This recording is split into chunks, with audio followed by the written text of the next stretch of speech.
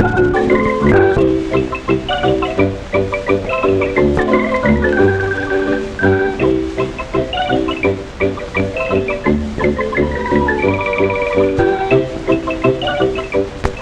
top of Chapultepec Heights, overlooking Mexico City, stands Chapultepec Castle, the official White House of Mexico and the home of the President. Built, decorated, and furnished by Maximilian, the last Emperor of Mexico, and his consort Charlotte, the castle is filled with treasures of historic value and interest. From the castle balcony, one has a wonderful view of the city and the mountains. Here we see Sleeping Lady, 17,300 feet high, and Smoking Mountain, 17,800 feet high. The latter so called because of its volcanic origin. Sleeping Lady with its blanket of snow is so called because from a distance it has the appearance of a woman lying down sleeping. Often there are parades, both interesting and picturesque, impressive to visitors and a source of pride to all Mexicans. The cadets from the military academy, the West Point of Mexico, are the future army officers. The personal guard of the president is the Black Horse Troop.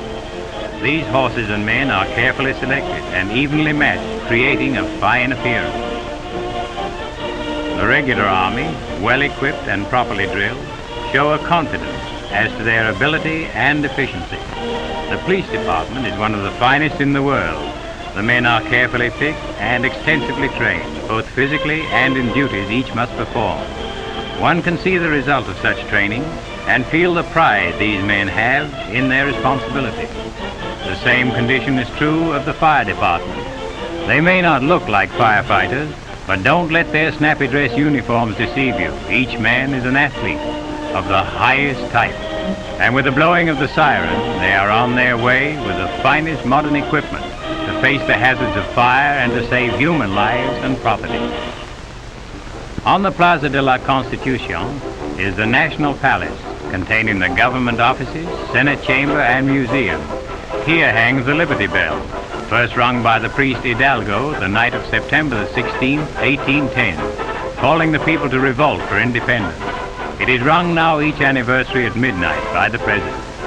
The National Museum contains a wonderful collection of panels, the sacrificial stone, and treasures through which the early history of Aztec and Toltec races have been traced. The original Aztec stone calendar weighs over 20 tons, and its carving relates the history of world development during the early periods.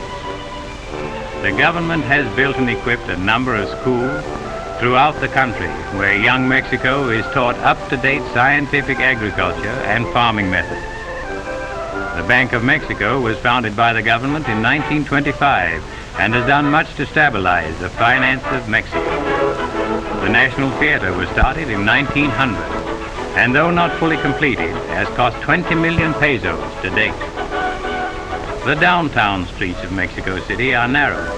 Because of this, traffic is very heavy, yet it is handled in the highest type manner. One seldom hears of a serious accident or death in the streets, because without question, vehicles and pedestrians obey the police direction. The controlling interest of the national railways is held by the government. However, the actual administration is under private direction. An excellent through service is operated from the Texas border to Mexico City. At least one member of each train crew speaks English, and the stranger is made comfortable and welcome. The Federal District is patterned after our District of Columbia. Its attractive parks, some of which are equipped with outdoor radios for the entertainment of the people, are places of beauty where all are welcome to relax, rest, and enjoy the pleasures provided by official Mexico. This is the beautiful statue of Cuauhtémoc, the last Aztec emperor. His army was defeated by the Spaniards in 1521. Cuauhtémoc was captured, and as pictured on these brass plates, tortured to death in an attempt which failed to make him disclose the hiding place of the Aztec treasure. The Victory Monument is located in the heart of Mexico City and is dedicated to Mexican independence. This capital city, because of its elevation and protective mountain range, has the finest tropical climate in all Mexico. And with 1 million population, it is a most modern city, well laid out. From the air, we have a dandy view of the new stadium building of concrete and steel in horseshoe shape. The playground where grown-ups never seem to be too busy to stop and romp with the kiddies. The National Recreation Field planned by the government is often the scene of public events and fiestas. The bridle path in Chapultepec Park is a popular spot. Here Army officers in uniform and citizens in costume mounted on spirited horses may be seen taking their daily exercise. One of the most attractive things about this romantic country is that no matter where the location, even close to cosmopolitan Mexico City, a short auto ride will take you from the new world and present customs into an old world and primitive methods.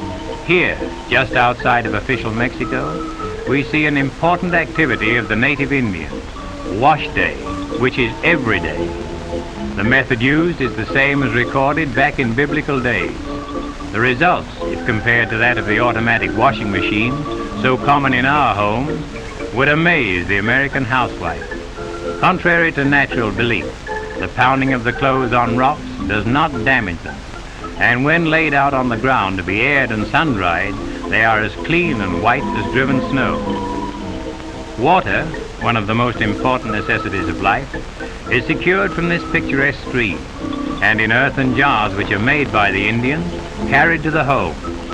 This seems to be mostly the duty of the lady of the house. Well, it is. These Indians are unusually friendly. With a tired and hungry stranger, they will not only share their bed and food, but will give their last bit of food, go hungry themselves, and sleep on the ground so that their guests may rest better. Surely this is a hospitality seldom extended anywhere else in the world. We would like to spend more time with these friendly people, but we must hurry along. The old monastery, built in 1606, a restful spot, symbolic of peace and quiet, which we pass on our way to other points beyond the Rio Grande.